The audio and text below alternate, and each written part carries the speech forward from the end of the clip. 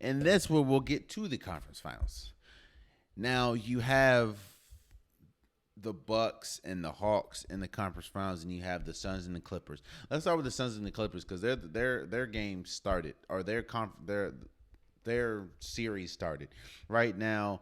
As I'm speaking, as I'm recording now, the game two of the Suns Clippers series will be tonight.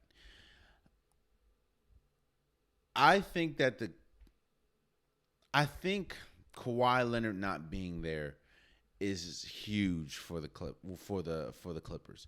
I think it's huge for the Clippers because one thing that we saw with game 1 is they can attack the Suns can attack you in waves.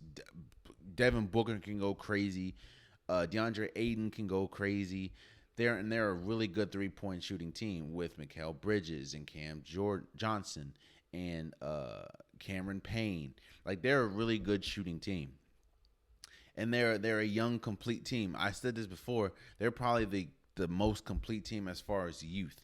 I thought the Utah Jazz was probably the most complete team overall with Mike Conley healthy, but I think that the most, like when we talk about youth and everything, the most complete team in that aspect is the Phoenix Suns.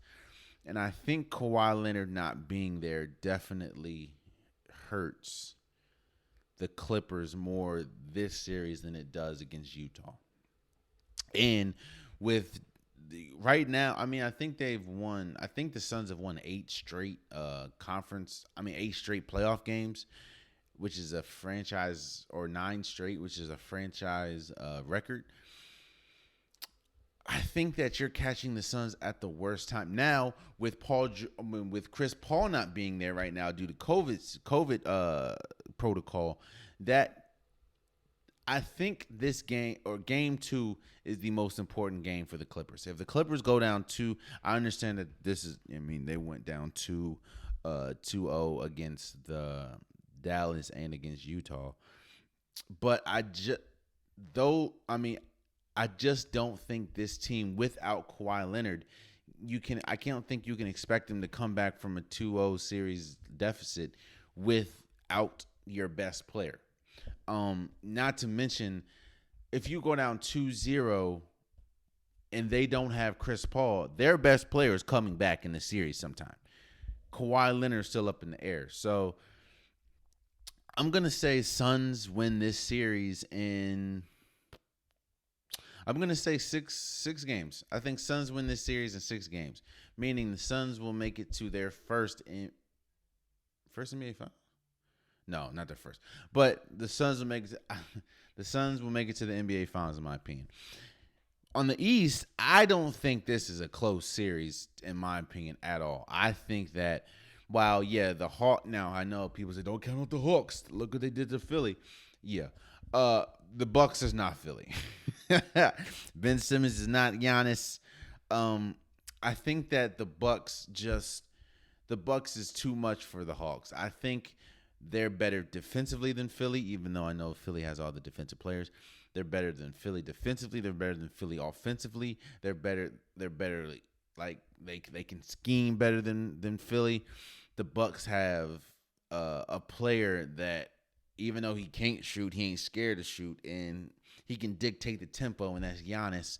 Jrue Holiday cannot be as bad as he was against the Brooklyn Nets. Like if he can't be no worse, so he has to be better.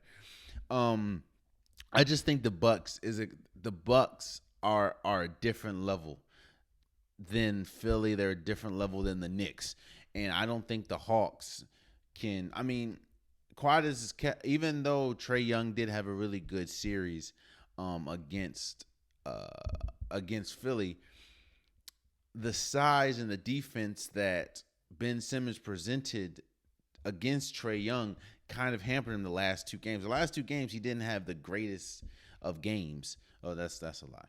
The last 2 games he didn't have the greatest games.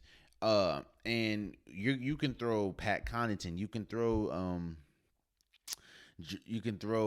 what's his name? You can throw Drew Holiday. You can throw a lot of people at him. Plus, you have PJ Tucker. So, I just think that it's going to be the Bucks and Suns in the finals, in the NBA finals. I have the Bucks winning this series, and honestly, I think they're going to win this series in 5 games. I got Bucks in 5 and Suns in 6. So it'll be the Bucks and Suns in the NBA finals.